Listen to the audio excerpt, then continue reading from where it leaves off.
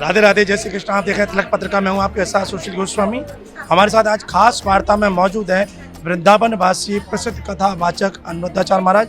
आइए उनसे जानते हैं गुरु पूर्णिमा की क्या महिमा है, क्यों गुरु पूर्णिमा पर्व मनाया जाता है और गुरु पूर्णिमा पर्व का प्रारंभ कब से हुआ। तो आइए महाराज जी हमारे साथ हैं, उनसे जाने।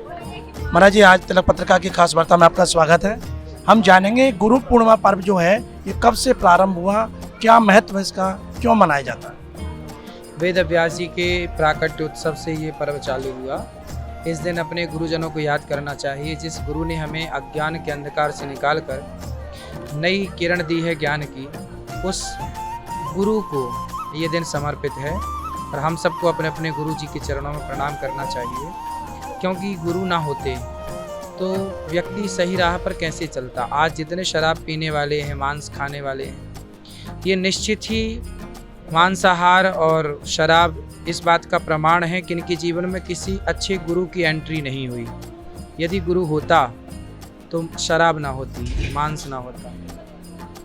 तो समाज को सही मार्ग पर लाने के लिए गुरु होते हैं। और भगवान राम जब आए तो उन्होंने भी गुरु का आश्रय लिया, वशिष्ठ जी का।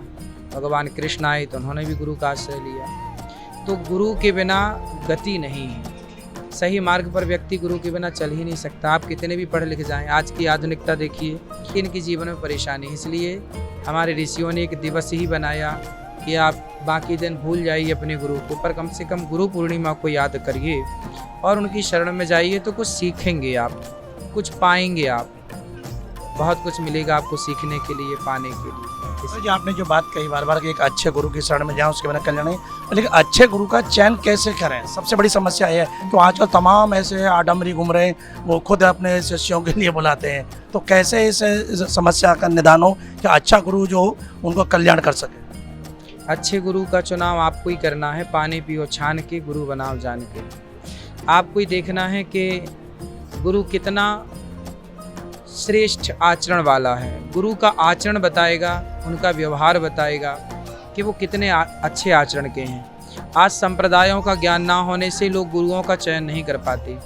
एक श्रेष्ठ संप्रदाय से जुड़ा हुआ गुरु होना चाहिए। बिना संप्रदाय से जुड़ा हुआ गुरु वो अध कचरा होगा।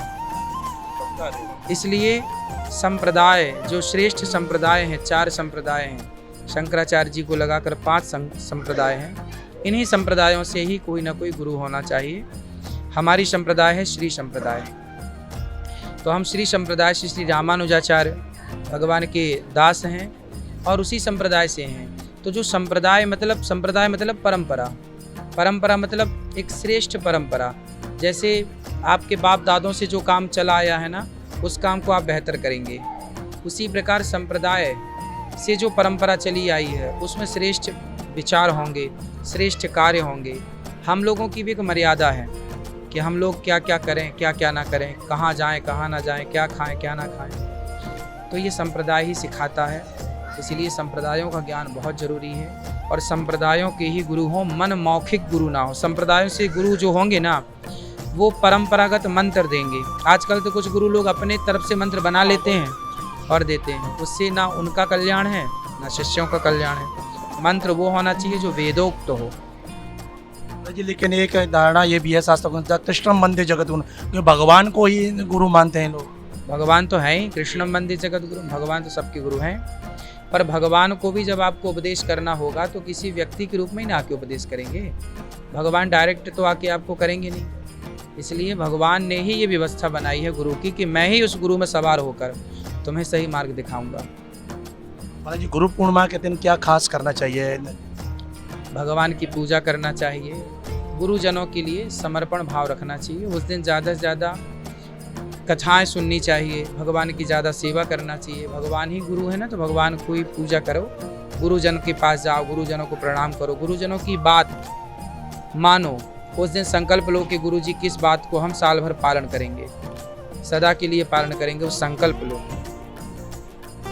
सुना आपने हमारे साथ रहे प्रसिद्ध कथा वाचक अनिरुद्धाचार्य जी, उन्होंने गुरु महिमा के बारे में बताया और कहा कि जो वैष्णव संप्रदाय हैं उनमें उनकी जो परंपरा उसके अनुसार हमें अपना गुरु बनाना चाहिए।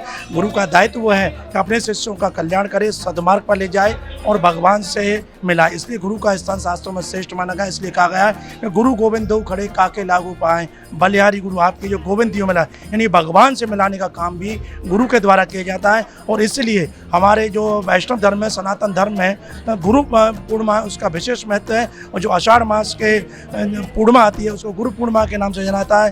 तो आप ऐसे एक भक्त को आप गुरु बना सकते हैं जो आपका कल्याण करे। तिलक पत्रिका के लिए अपने साथी कैमरा पर्सन रिंकू वर्मा के साथ वृंदावन से मैं सुशील गोस्वामी।